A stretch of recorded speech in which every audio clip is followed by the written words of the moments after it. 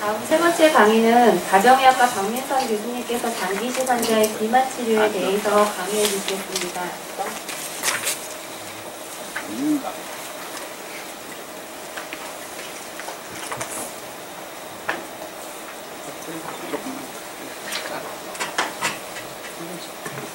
안녕하세요. 저는 가정의학과 박민선이고요. 사실은 저는 이식 환자를 조금 보긴 하지만 이식 환자를 주로 보는 의사는 아니라서 조금 포인트가 안 맞는 면이 있을지 어떨지 잘 모르겠습니다. 하여튼 제가 지금 이전 선생님들 강의를 듣고 생각해 보니까 여기 계신 분들이 비만에 속하시는 환자 자신이 오신 분들이요. 다 보호자가 오셨나요? 대부분 환자시죠, 그쵸? 난 비만하다. 살이 자꾸 쪄서 문제가 된다. 그쵸? 지금 세 분이시거든요?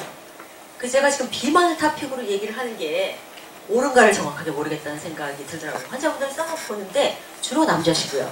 그래서 여자가 적고 여자와 남자는 완전히 다른 생물체입니다. 남자한테 할 수 있는 얘기를 여자한테 할 수가 없어요. 왜냐하면 남자는 근본적으로 근육으로 사는 동물입니다. 일을 남자가 하죠. 여자가 못해서 이제 옛날부터 일은 남자가 있죠. 몸을 쓰는 일은. 근육 자체의 양이요. 예를 들자면 20대 남자를 생각해 보겠습니다.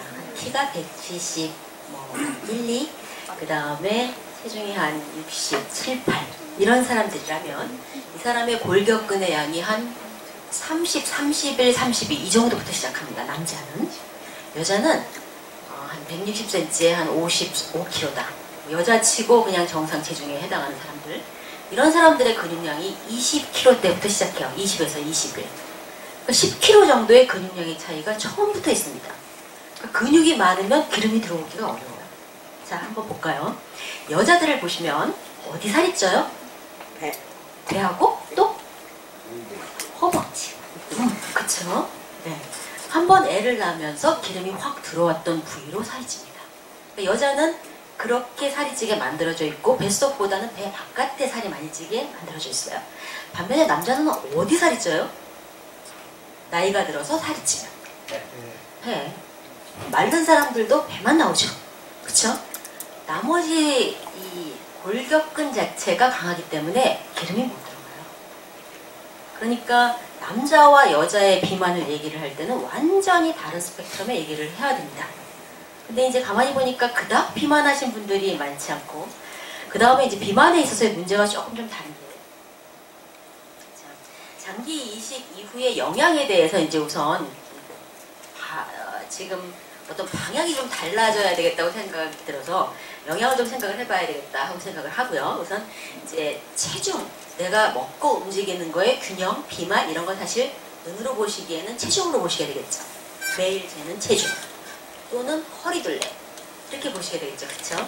근데 체중이라는 걸 한번 생각을 해보시면 체중에는 내 지방량, 근육량, 뼈의 무게, 그리고 장기의 무게, 또 하나 물, 혈액형 이렇게 5개의 개념이 들어가 있습니다. 그러니까 체중이 빠진다면 단순히 기름만 빠지냐가 꼭 아니라는 얘기예요. 근육량도 빠질 수 있죠. 특히 먹는 거를 줄여 먹게 됩니다. 근데 지금 여기 계신 분들은 장기를 이식한 상태의 분들입니다. 정상인이 아니에요. 그렇죠? 또 정상인이라고 하더라도 저희가 65세 이하의 연령의 사람들의 체중을 보는 관점과 65세 이상인 분들의 체중을 보는 관점이 다릅니다. 체중은 어떤 의미냐 하면 체중이라고 이게 내 몸에 보이는 이런 부분은 수술이나 수술 후에 치료에 따른 합병증을 예방을 하는데 쓰이는 연료입니다. 수술하시고 나서 굶으신 기간 좀 있죠. 그쵸? 또 피검사를 하시면은 굶었다가 다시 먹게 되죠. 그러니까 일반인보다 모든 검사에 있어서 굶는 시간이 많아지죠. 그래서 65세 이상의 특히 70세 넘어서 저희가 그냥 정상인 아무 병이 없는 사람도 남자는 80세 가까이 됐을 때 여자는 한 75세 이상부터는 먹느라고 열심히 먹어도 소화기가 노화했기 때문에 잘 안 찐다고 생각하고 있습니다. 그러니까 여기 계신 분이 나이가 얼마냐에 따라서 보는 감각이 또 달라져야 돼요. 근데 어디서 볼 수 있니? 주로 다리요. 근육이 팔다리 근육이 있습니다. 근데 팔은 주로 몸을 썼을 때만 가서 붙습니다. 상체 근력 운동을 해야지 여기가 좀 이렇게 울퉁불퉁해지죠. 그쵸? 그리고 다리는 반면에 아무리 못해도 화장실 갔다 오죠. 그쵸? 그리고 밥 먹으러도 움직이죠? 여기 계신 분들은 아주 운동 안 하시는 분은 없으실걸요? 운동 안 하시는 일을 하시나요? 한번 병에 걸리면 운동을 아주 안 하시는 분들은 드물어지죠. 그 운동을 하신다는 얘기거든요. 그러면 다리는 아무리 못해도 자기 몸을 지탱하고 운동을 하는 데 쓰기 때문에 연료가 몸속에 음식을 먹었을 때 연료는 쓰는 곳으로 저장이 됩니다. 다리로 먼저 가요. 80세가 넘어가면 어르신들이 저희 진료실에 오셨을 때 하시는 말들이 있어요. 내가 왜 이렇게 다리가 흐느르느하니? 저희 진료실에 오시는 분들은 건강을 좀 생각하시는 분들이에요. 가정의학과라는 데는 병 걸리기 전에 좀 보자. 그리고 또 병 좀 찾아줘. 이런 개념으로 오시는 분들이 많아서 음식을 좋은 것만 드세요. 뭐 과일, 야채, 뭐 살코, 찍 이렇게 그런 걸 드시고 운동도 열심히 하시는 분들입니다. 그래서 사람들이 좀 달라요. 그러니까 연세 드셔서 건강하려고 음식을 줄여버리면 허벅지가 약해지는 거예요. 나가는 게 주로 어디가 나가느냐면 여기는 잘 안 나가는데 이쪽 허벅지 근육이 없어집니다. 기름도 같이 없어집니다. 그래서 장기 이식을 하신 분들이거나 아니면 이미 65세가 넘어가신 연령의 어르신이 되면 내 몸의 체중, 지방과 근육의 개념은 내가 아프거나 못 먹을 때 써먹을 연료의 개념이에요. 내 장기가 써먹을 연료. 왜 밥 먹어요? 배고프니까. 또 남들 같이 다 먹으니까 밥 먹죠. 근데 왜 배가 고플까요? 우리가 먹는 거를 그냥 옛날부터 먹던 대로 먹고 뭐 삼시세끼 챙겨 먹고 배고프면 먹고 그렇죠. 그런데 그렇게 만드는 거는 뇌가 먹으라 그러기 때문에 배고파 하기 때문에 먹는 거거든요. 근데 왜 배가 고프냐 하면 장기가 운영할 열량이 필요하기 때문에 먹으라고 신호를 보내는 거예요. 그러니까 이 내가 가지고 있는 이 저장고는요, 먹어서 그때 장기가 쓰게 하는 거 말고는 나머지 부분은 내가 아프면 못 먹으면 쓸 열량 저장고가 되는 겁니다. 그래서 젊었을 때 근육을 만드는 이유는 저희가 쓰는 에너지원이 두 가지예요. 탄수화물과 지방입니다. 단백질은 좀 안 쓰고 여기다 저장을 하려고 그래요. 근육 만들고 지탱할 구조를 유지해야죠. 그쵸? 단백질은 주로 뭔가를 만드는 겁니다. 특히 간이 안 좋으신 분들은 사실 간에서 무슨 혈액 응고를 하는 인자, 뭐 면역 인자 이런 거 다 만드는데 걔들이 단백질이에요. 그러니까 거기에 써요. 단백질은. 에너지원으로 쓰는 건 두 가지입니다. 탄수화물과 지방이에요. 야채를 많이 먹는다고 해서 에너지원으로 못 써요. 그러니까 탄수화물을 저장하는 곳이 근육이고요. 나머지 부분은 지방입니다. 지방은 남자는 배로 많이 들어가게 되어 있고 여자는 둔부와 허벅지, 배로 들어가게 되죠. 그래서 지금 수술이 끝나시고 어느 정도의 기간이 지나신 분이라고 하면 체중이 지속적으로 느는 거는 큰 일이지만 체중이 줄거나 정상 체중으로 일부러 가려고 하는 거는 저희가 원하지 않습니다. 그러니까 여태까지 아시던 거와 조금 다른 얘기가 될 거예요. 그리고 단백질은 필요합니다. 특히나 면역 억제제를 쓰시니까 당연히 단백질은 필요하겠죠. 여기 간 이식 환자가 반이라고 생각하고 또 신장 이식 환자가 반이라고 생각할 때 간에 있어서는 굉장히 많은 대사 활동을 하는 장기가 간입니다. 그래서 간은 특히나 다양한 영양소가 필요합니다. 중요한 영양 포인트가 아침, 점심, 저녁 가급적 다양한 거, 딴 음식을 먹기를 바랍니다. 아까 나는 우루사 먹기 싫어서 안 먹는데 하시는 분이 있으셨어요. 주로 영양제의 개념이고 다양한 비타민입니다. 간이 다양한 화학작용을 하기 때문에 거기에 보조적으로 쓰이는 것들을 넣어주는 거예요. 걔가. 그 영양제. 그렇지만 원래 고르게 먹는다면 필요가 없는 음식이 되겠죠. 그러니까 간 환자는 특히나 다양한 음식을 먹는 것 자체가 간 기능 유지에 중요합니다. 반면에 신장 이식을 하신 분들은 일반적으로 짜게 먹을 때 맞는 거, 이거는 이제 뭐 모든 사람이 다 중요하지만 신장 이식 특히 중요하죠. 신장 날아가는데 첫 번째가 짠 거니까. 근데 짠 거는 아세요. 근데 매운 게 짜다는 감각은 좀 없습니다. 그러니까 매운 음식은 짜지 않으면 미식미식해서 못 먹습니다. 그리고 간 나쁘신 분들을 제가 이제 병 걸리기 전에 보거나 병 걸리고 난 다음에 보게 되는 환자들 중에 대부분의 간이 안 좋으셨던 분들은 몸에 나쁜 걸 한꺼번에 하시는 경향들이 있어요. 예를 들면 40, 50대 뭐라 그럴까요? 사망의 굉장히 큰 부분을 차지하는 게 간 사망이죠. 간 질환으로 인한 사망이거든요. 나이 들어서 물론 간암이 더 늘겠지만 그때보다는 40, 50대의 1, 2위, 2, 3위로 올라와 있는 게 간 질환입니다. 간암, 간경화.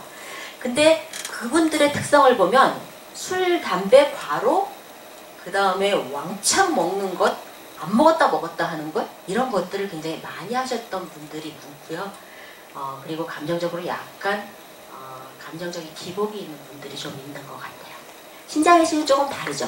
어쨌거나 신장 같은 경우는 단백질, 간과 신장은 두 부분이 다 단백질의 대사에 관여하는 장기입니다. 그래서 간은 사실 담백한 단백을 좋아해요. 그러니까 소고기, 기름 이런 거가 아니라요.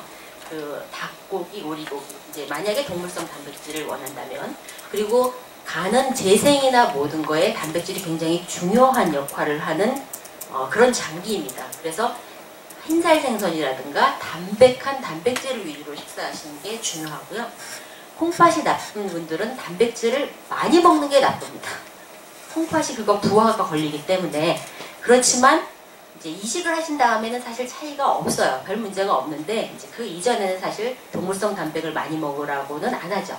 그러니까 동물성 단백을 조금 넣으라고 그러지. 그러니까 영양 전체의 원칙에 대한 방면으로 포인트를 좀 바꿔서 얘기를 하도록 하겠습니다.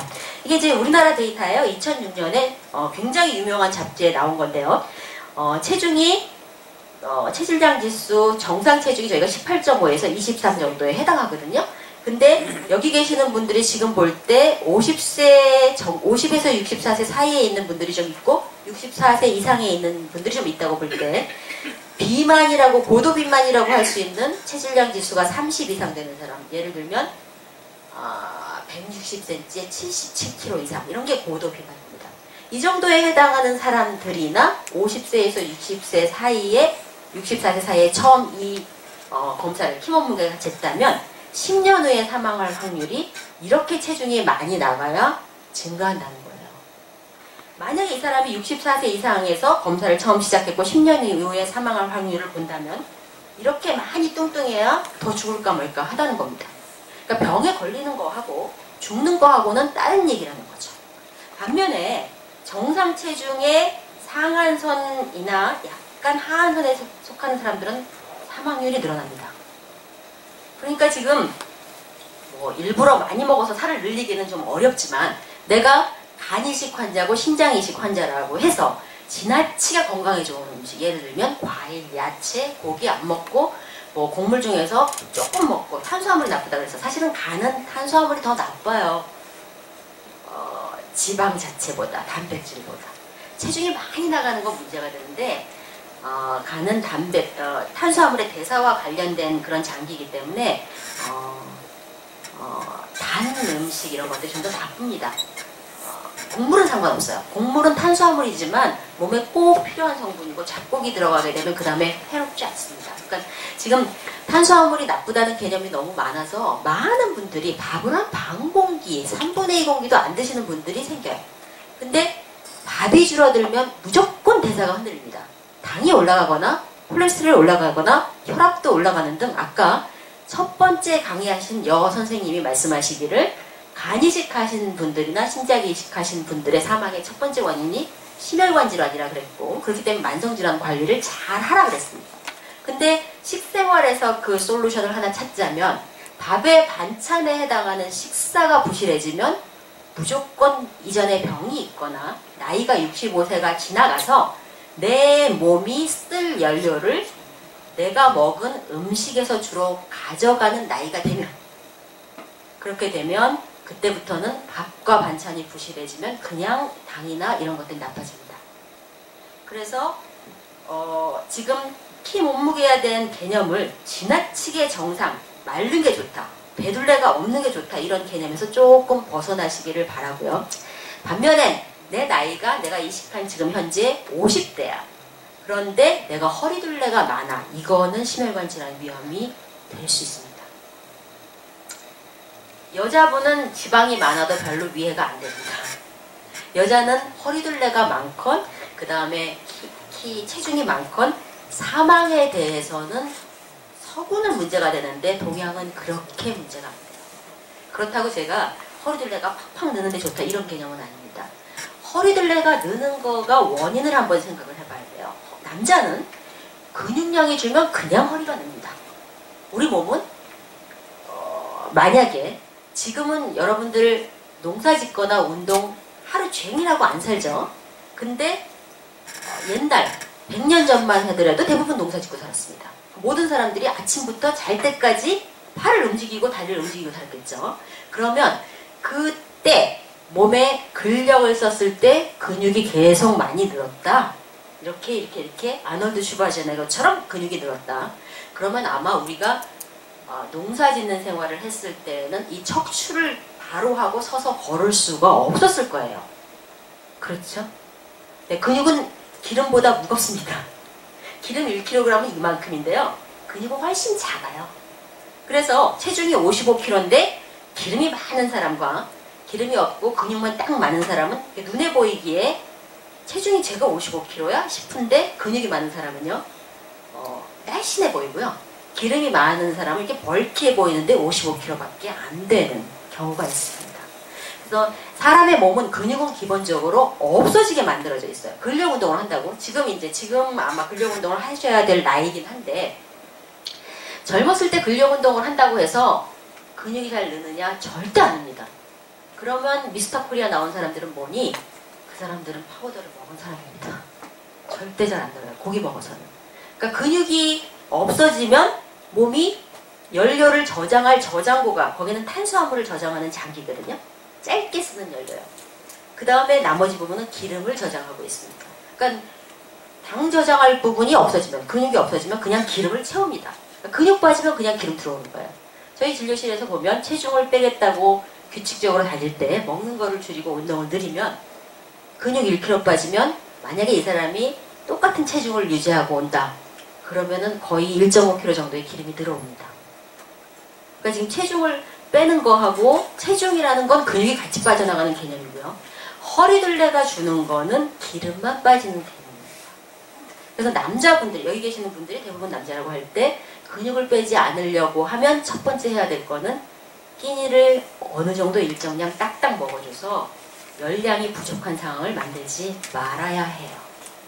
우리나라 사람들은 아주 안 움직이는 사람은 없습니다. 서양 사람처럼 텔레비 앞에 앉아서 칩만 먹는 사람은 없어요. 그래서 기름이 느는 사람은 별로 없는데 반면에 특히나 간이 나쁘신 분들은 체중이 많이 나가면서 나쁘신 분들이 하나 있고 별로 이렇게 많이 안 먹는데 많이 움직이시면서 간이 나빠지시는 분들이 있는 것 같아요. 양쪽 각도가 있는 것 같은데 그렇게 되면 간이라는 장기는 우리 몸 속에서 열량을 가장 많이 쓰는 장기입니다.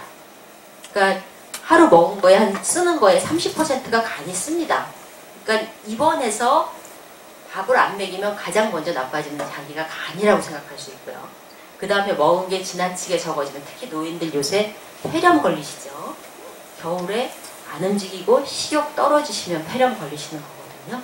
그래서 먹는 게 부족해지거나 고기류 섭취가 적어서 열량이 적어지면 가장 먼저 나빠지는 장기는 폐와 간이라고 볼 수 있어서 체중을 나이 들어서 유지하는 데 있어서 한꺼번에 많이 먹는 거는 나쁘지만 지속적으로 배가 허리둘레가 계속 느는 거는 나쁘지만 식사를 줄여가면서 운동을 늘리시면 면역력 떨어지면서 폐렴이나 대상포진에 걸릴 위험이 높아질 수 있어서 저희가 원하는 체중 유지는 그런 개념이 아니라는 것을 먼저 얘기를 드리고 싶고요. 자, 비만의 원인은 어쨌든 먹는 것보다 움직이는 게 적은 겁니다. 내 장기가 움직이건 내가 뛰건. 근데 착각하시는 것 중에 하나가 내가 운동을 했으면 썼다고 생각하는 거예요. 근데 우리 몸속에서는요. 여기 제가 안 가져왔는데 우리 몸이 쓰는 열량의 70%는 장기가 쓰는 겁니다. 내가 만약에 내가 60kg의 사람이에요. 여자분으로 생각할게요. 60kg인데 시간당 5km를 걸었어요. 조금 약간 숨이 찰 정도로 빨리 걸은 거죠. 1시간 걸으면 약 200칼로리를 쓰거든요. 근데 나는 세 끼니 한국 식사로 한 3분의 2 공기쯤 먹었어. 그럼 한 끼니가 한 450, 500칼로리 돼요. 세 끼니 잡곡밥 먹고 나물류 좀 먹고 생선 약간 먹고 이런 정도 되면은 450에서 500칼로리 됩니다. 근데 그거를 뭐 대충 조금 그것보다 덜 먹은 때도 있다? 그러면은 경우에 따라서 한 1400, 300 먹었는데 나는 200 정도를 운동하는 데 썼어. 그리고 나머지 또 집안일 하느라고 또 200 정도를 썼다. 그러면 1000이 채 못 남는 거거든요. 내가 먹은 거에서 쓴 거를 빼니까. 그러면 일반적으로 나이가 들어가면 조금 좀 달라지긴 하지만 남자들은 한 1200에서 1300칼로리가 몸 돌아가는 데 쓰는 열량이에요. 여자는 그거보다 좀 적죠. 그러면 내가 몸 돌아가는 데 쓸 열량이 없어지는 겁니다. 그럼 느끼는 게 피로감이거나 아니면 좀 정신이 멍하거나 아무것도 하기 싫고 의욕이 떨어지거나 이런 일이 생기게 되면서 움직임이 줍니다. 운동은 했는데 나머지 시간을 앉아 있으려고 해요. 그러면서 허리둘레가 늘 수 있습니다. 그래서 지금 여기 계시는 분들의 일부 분들은 체중이 많이 나가시지 않고요. 또 체중이 많이 어느 정도 나간다고 하더라도 확 늘어서 걱정이 되는 부분이 아니라면 어떻게 식사를 하시라고 얘기를 드리냐 하면은 이렇게 식사하시라고 합니다. 사실은 앞으로 쓸 걸 먹으라고 합니다. 그래서 아침을 만약에 남자의 개념입니다. 이거 1800칼로리에 맞춰져 있어서 한 70대 남자에 맞춰져 있고 여자로 따지면 한 60대 여자 약간 활동적인 사람에 맞춰져 있어요. 그러면 아침을 밥 한 공기 잡곡밥, 그 다음에 점심 한 공기, 저녁을 만약에 저녁 이후에 활동이 적고 집에서 텔레비만 보신다면 3분의 2 공기, 아니면 남자 같은 경우는 한 공기 드시기를 원하고요. 반찬을 어육류군을 이렇게 고기로만 먹는 건 아닌데 육류 하나, 생선류 하나, 뭐 육류 하나, 해산물 하나, 저녁은 계란이나 연두부 뭐 이런 식의 단백질을 무조건 넣으라는 개념입니다. 특히 여기 계시는 분들은 간이 이상이 있었으니까 간 기능이 원활하게 하는 데는 단백질도 굉장히 중요하다고 그랬어요. 간이 좀 싫어하는 고기는 소고기입니다. 사실은 소고기가 좀 더 소화가 어렵고요. 닭고기 이런 게 훨씬 소화가 쉽고 근육으로 많이 가는 단백질입니다. 그래서 이제 그렇게 얘기 드리고요. 나머지는 국이라던가 아니면 이제 김치류에 야채 한 두세 가지. 야채가 많다고 해서 무조건 좋은 거는 아닙니다. 만약에 내가 육류, 어류를 늘렸으면 야채를 더 많이 먹어야 소화가 편안합니다. 야채에 있는 효소, 또 야채에 있는 섬유질이 소화를 자극하기 때문에 고기로만 식사를 하시면, 고기 잘 안 드시던 분이 갑자기 고기를 넣었다. 소화 안 됩니다. 그 대신 왜 고기를 먹으라 그래?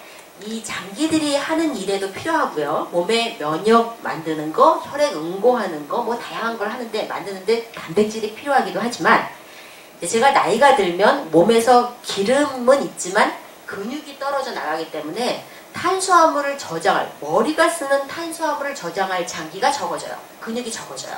그러면 얘가 모자라게 되면 사람이 멍하고 힘들어지고 이렇게 되게 되거든요. 그래서 근육이 적어지니까 어쩔 수 없이 먹는 거를 바로바로 쓸 때 몸은 편해합니다. 그러니까 체중의 변화가 별로 없이 먹은 거 갖고 장기를 움직일 때 편해하는데, 그 중에서 꼭 잊지 말아야 될 거가 나이가 들면은 지방은 계속적으로 늘어요. 몸은 옛날부터 먹을 게 부족하고 움직여야만 살 수 있었기 때문에 지방은 나이 들수록 무조건 조금이라도 부족하게 식사를 하면 다음 먹은 걸 무조건 저장하려고 합니다.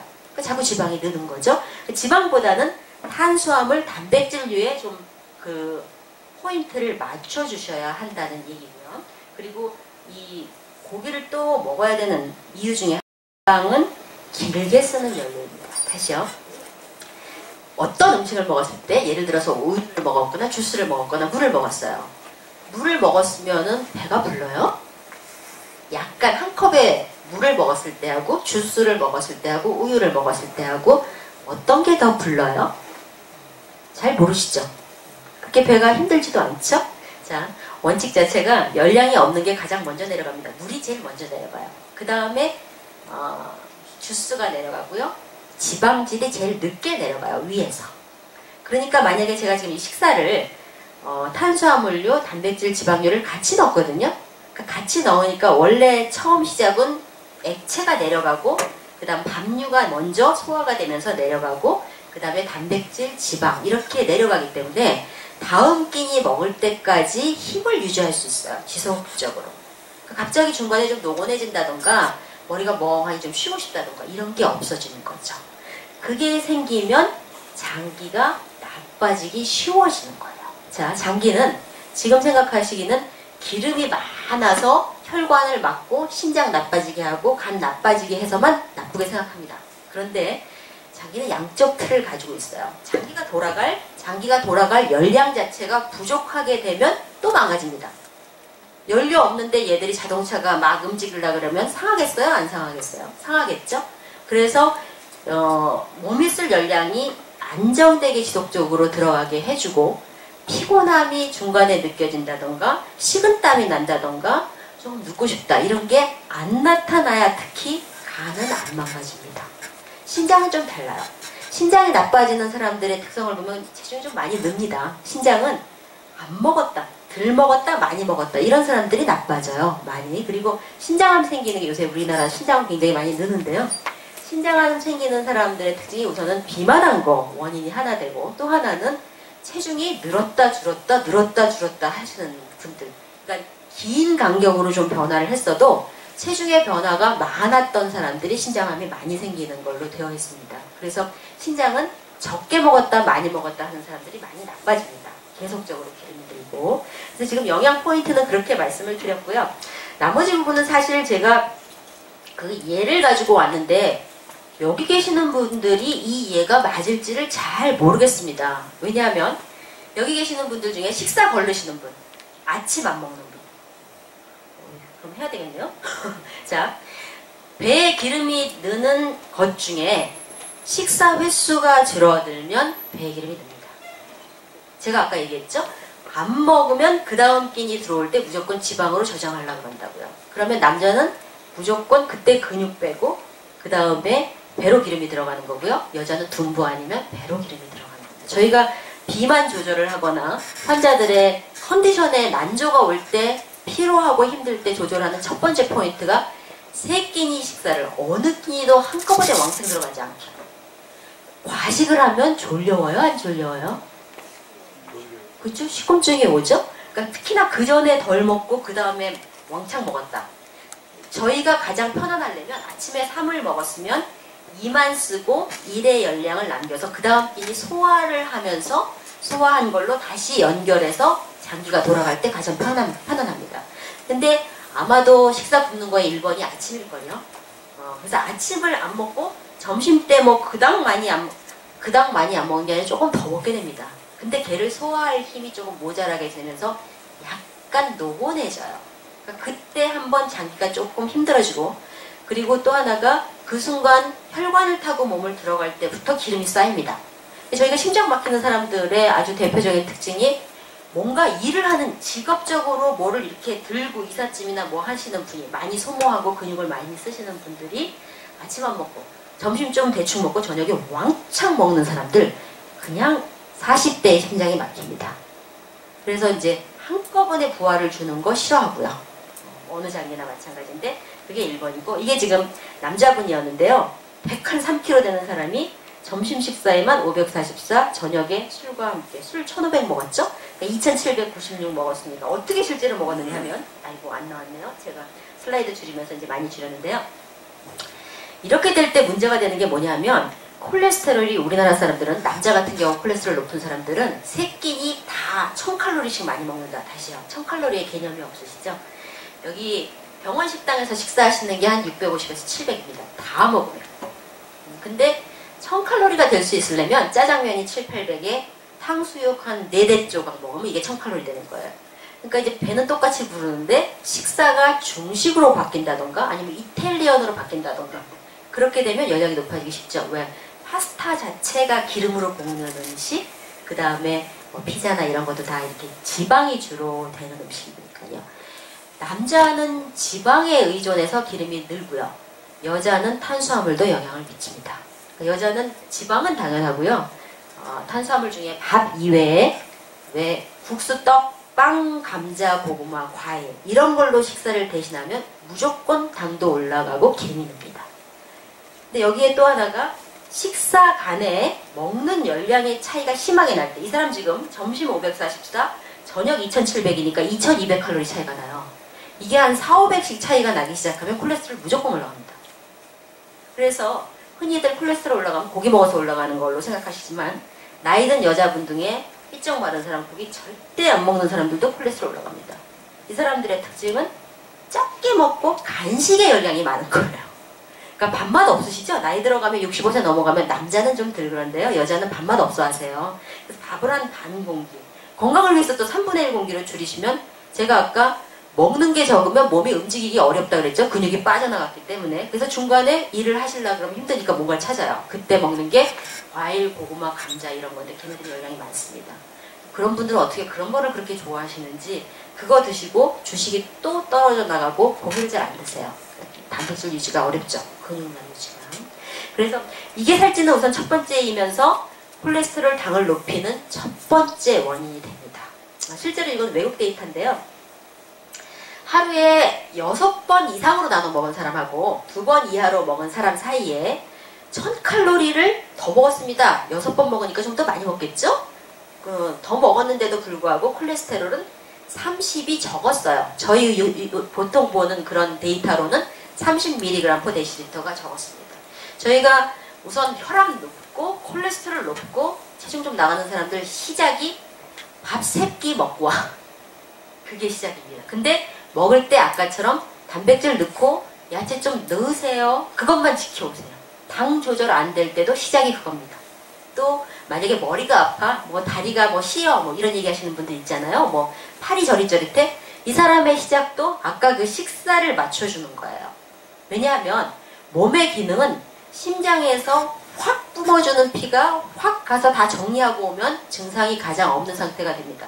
근데 그 확 뿜는데 예전 같으면 운동하고 뭐하고 하는 걸로 만들어진 근육 이런 거가 작동을 하고 장기가, 젊었을 때 장기가 건강하기 때문에 조금 먹는 거 움직이는 거 안 맞아도 괜찮았어요.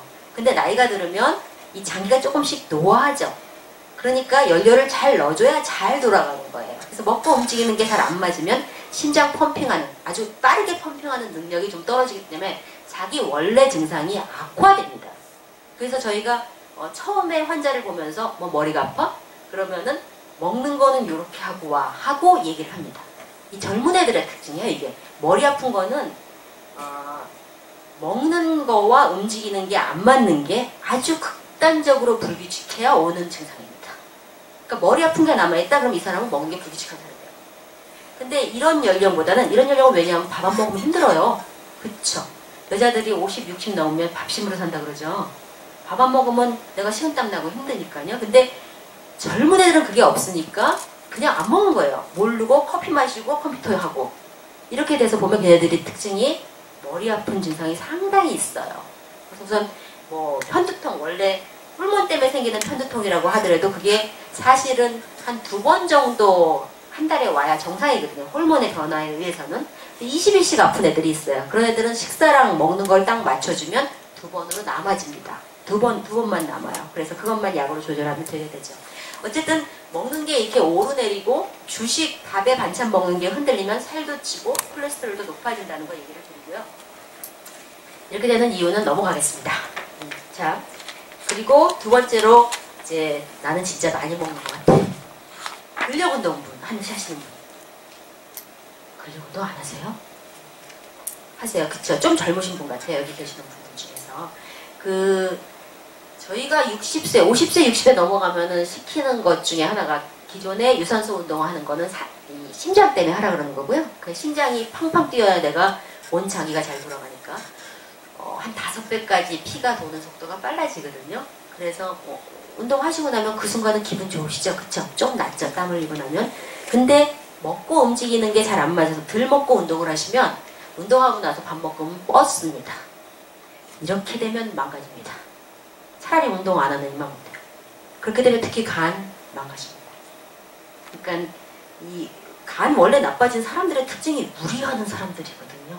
그리고 힘도 나쁘지 않아요. 젊었을 때 간이 나빠지는 사람들의 특징은 근력도 좀 있고 내가 괜찮은 사람입니다. 내 힘이. 그래서 그 사람들의 사망 원인은 심혈관 질환이에요. 근육도 많아요. 근데 이 나이에는 저희가 근력 운동을 하라 그럽니다. 주 2회. 더 이상 말고. 그런데 제가 근력 운동을 하라 그랬다고 오늘 당장 근력 운동을 열심히 시작하시면 얘의 근육의 당을 그렇게 저장해 놓지가 않았기 때문에 그냥 자요. 집에 가면. 운동하고 나서 밥 먹으면 그냥 잡니다. 그래서 그런 걸 원하는 게 아니라 내가 익숙하지 않아 그런 운동에 그러면 한 10분, 15분 맨손 체조, 아령들기부터 시작해서 봄쯤 되면 조금 근력 운동을 좀 늘리는 3월 말고요. 4월이요. 다시요. 모든 사람은 특히나 연세가 드시면 2월에서 3월 넘어가는 과정에 모두 피곤합니다. 똑같이 생활을 하면. 빨라집니다.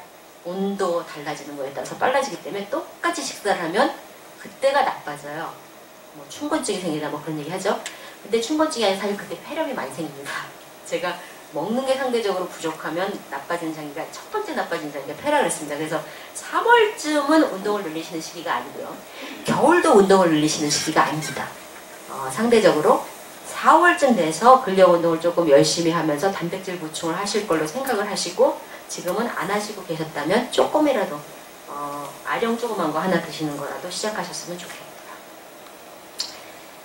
그래서 제가 10분쯤부터 시작을 했는데 지금 45분이라서 식사 지침 정리를 하겠습니다. 사실은 그 뒷부분은 예제예요. 환자들의 경우에 대한 예제였는데 거기에 해당하는 부분이 없을 것 같아서 별로 많지 않으실 것 같아서 질문으로 받도록 하고요. 우선 제때 식사하는 거 늦추시면 이식하신 분들은 문제가 됩니다. 이식하신 분들은요. 비만이 상대적으로 사망률을 줄인다는 연구 결과들이 최근에 나와요. 그래서 비만이 좋은 건 아니지만 비만이라는 건 제가 체중으로 봤을 때는 근육도 같이 가는 개념이라고 그랬습니다. 그래서 살을 늘리거나 이러라는 개념이 아니라 기름을 무리하게 빼려고 하지 말라는 얘기를 했습니다. 두 번째, 나는 정말 많이 먹어. 1000칼로리씩 먹고 많이 먹어. 이런 분들은 그릇 크기를 줄이셔야 돼요. 그리고 천천히 거기에 익숙하시게 만들어 주셔야 되죠.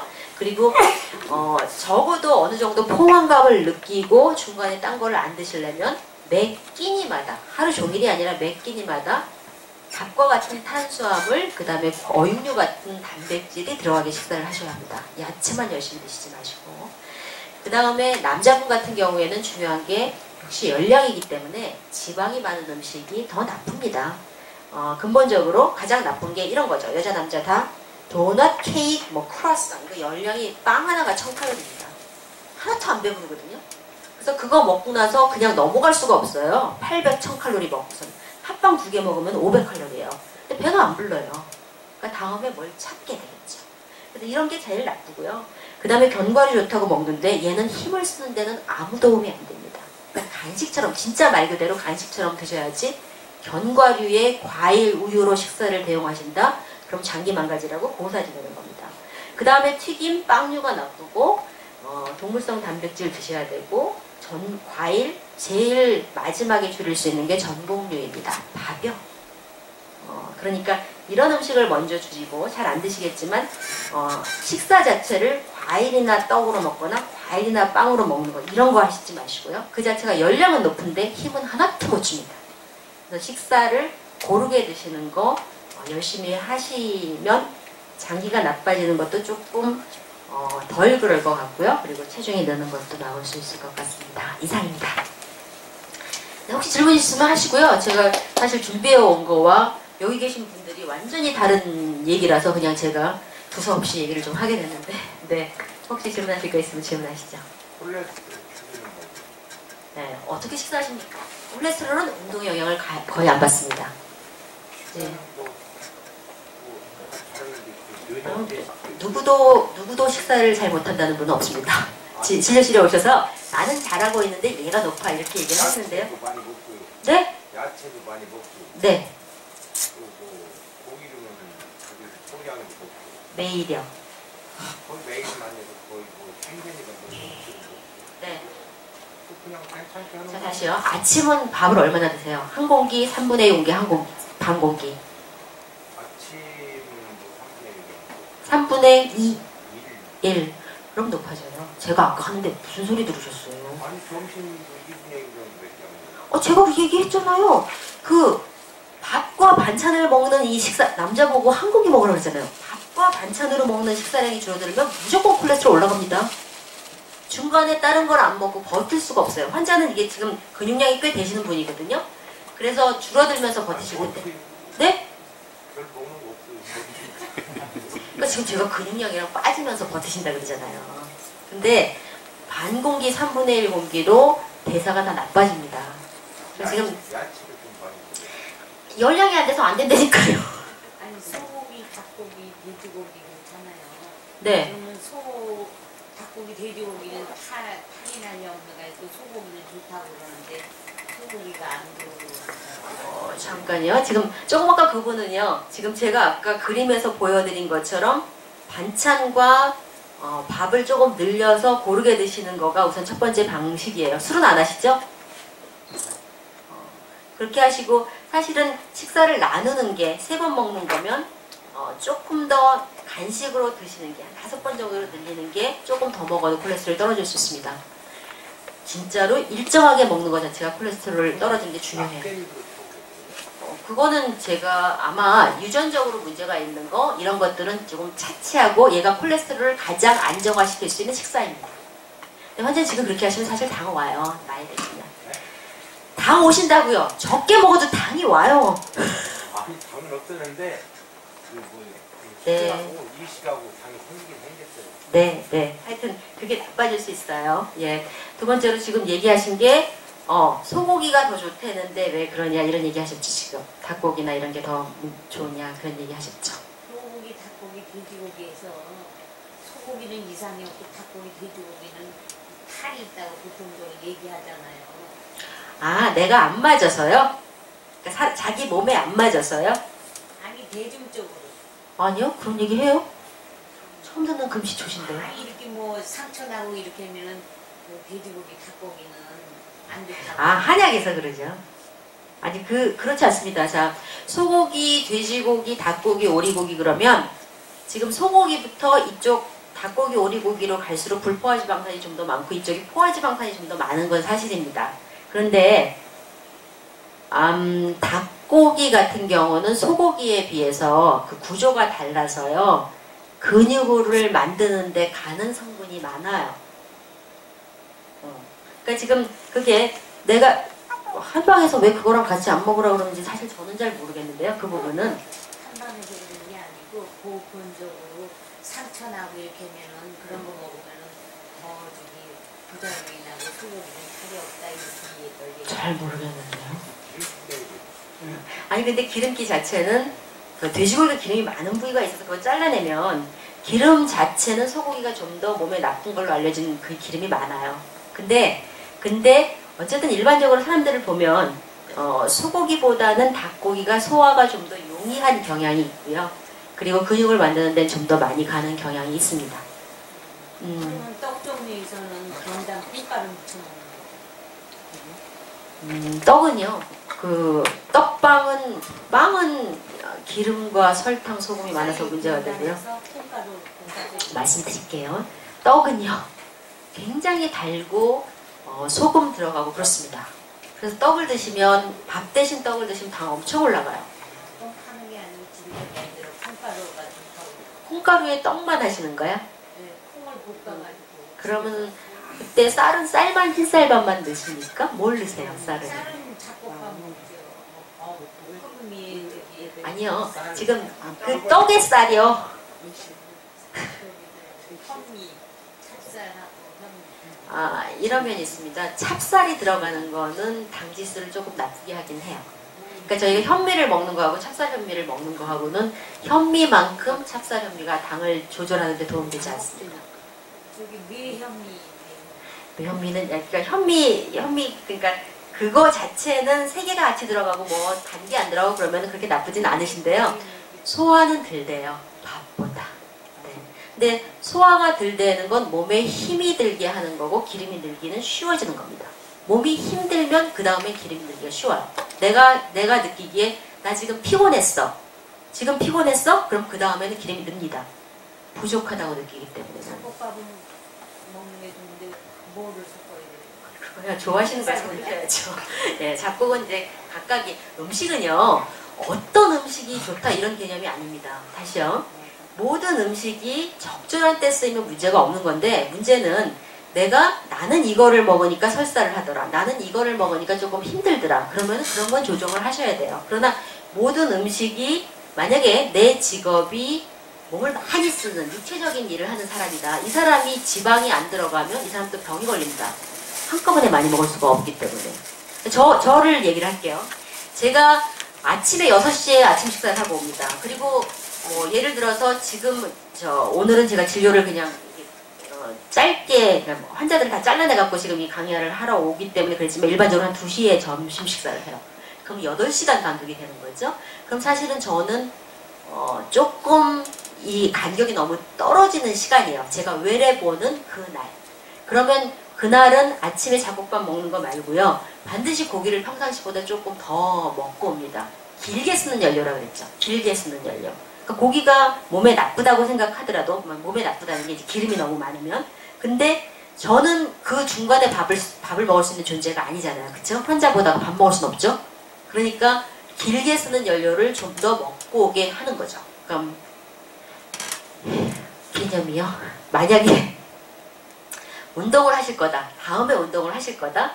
그러면 골프를 치러 간다. 오늘 새벽에. 그럼 그 전날 저녁에 고기류를 조금 먹어서 오래가는 연료를 조금 넣으시는 게 힘이 덜 드는 방향이에요. 여기까지 그냥 생각하시지 마시고요. 지금 어머님은 제가 생각하기에는 그닥 그런 운동은 안 하실 것 같으니까 제가 아까 식사에 만들어드린 정도로 하시고 떡은 식사로 드시지 마시고 중간에 한 식사 후 2시간 후에 간식으로 드시는 건 무방하겠습니다. 그 대신 떡과 과일로 식사를 하시는 건 하지 마세요. 식사를 대신하시는 거. 그러면 나빠져요. 대사 상태가. 네. 저희 심장 환자인데요. 심장이요. 예. 심장이요. 예, 네. 심장이 홍팥. 예, 네. 좀 많이 안 좋다 보니까 단백질을 고기로 섭취를 많이 하다 보면은 네. 심장에 좀 무리가 가니까 좀 적게 하라고 그러는데 네. 그래서 저는 고기 종류를 많이 안 하고 네. 콩 종류나 이제 그 두부 종류를 좀 하는데 그건 괜찮은 방법입니까? 직업이 어떻게 되시나요? 직업이 앉아있는 예, 직업인가요? 앉아있습니다. 사무직이에요. 네. 네. 그러시면은 사실은 신장 선생님들이 하시는 얘기를 들어보시면 만약에 내가 단백질을 많이 못 먹으면 오히려 양질의 단백질을 먹으라고 합니다. 양질의 단백질의 개념은 몸속으로 많이 들어가는 단백질이에요. 일반적으로 우유, 계란, 동물성 단백질이 몸으로 제가 이제 그건 가져오지 않았는데 몸으로 들어가서 쓰이는 거가 훨씬 커요. 걔네들이 한 7, 80, 8, 90 정도 몸으로 들어가거든요. 그러니까 고기류를 많이 드시는 건 부담스럽죠. 근데 제가 먹으라는 고기가 어느 정도냐 하면 제가 먹고 있다는 고기는 아침 한 끼니에 요만큼 되는 고기의 한 4점 정도에 해당하는 거예요.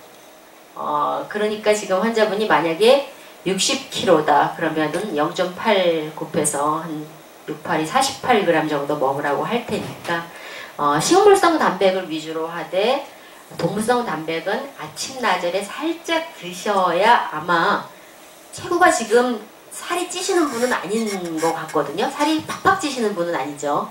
네, 그렇다는 건 내가 먹는 게 많이 나가는 장을 가지고 있다는 얘기거든요.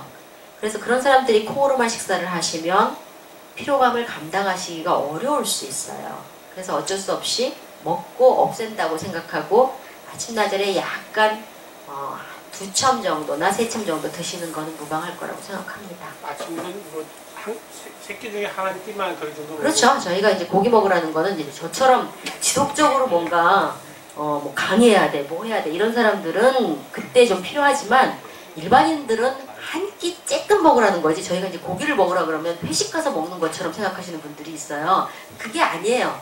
밥 먹을 때 반찬의 개념이지 고기를 따로 먹는 걸 원치 않습니다. 그거는 안 되죠. 네. 소고기보다 돼지고기, 닭고기가 더 낫다. 아니요, 그거는 꼭 아닌데 제가 아까 다양하게 먹으라고 그런 개념 하나 있고 소고기가 간에는 부담이 되는 건 사실입니다. 약간. 그러니까 그거를 소고기가 무조건 나쁘다, 닭고기만 무조건 좋다 이런 개념이 아니에요. 돌아가시되 돌아가시는 거고요. 사실 저는 소고기를 꽤 많이 먹는 편입니다. 먹어보면 저는 그 해산물을 먹어도 별로 힘을 못 받고요. 닭고기도 별로 힘을 못 받아요. 근데 네, 그러니까 힘이 못 버틴다는 거죠. 그래서 저는 소고기를 아침적으로 꼭 먹고 오는 진료가 있거나 강의가 있거나 그렇기 때문에 그렇게 생활을 하고요. 그렇지 않으면 버티지를 못해요. 그런 시간은 좀 그건 줄이셔야죠. 딴 걸로 바꾸셔야죠. 저 이만 끝내고요. 그리고 개인적으로 그러면은 저 질문 받을게요. 개인적으로 안 도망가고 질문 받을 테니까 이만 끝내도록 하겠습니다.